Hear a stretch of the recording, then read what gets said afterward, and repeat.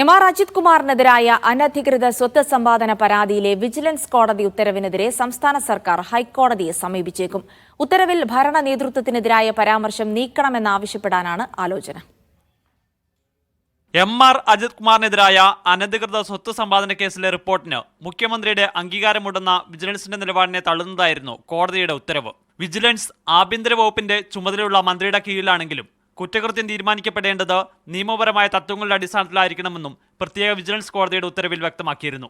ഇത് നീക്കം ചെയ്യണമെന്നാവശ്യപ്പെട്ടാണ് ഹൈക്കോടതിയെ സമീപിക്കാൻ സർക്കാർ ആലോചിക്കുന്നത്.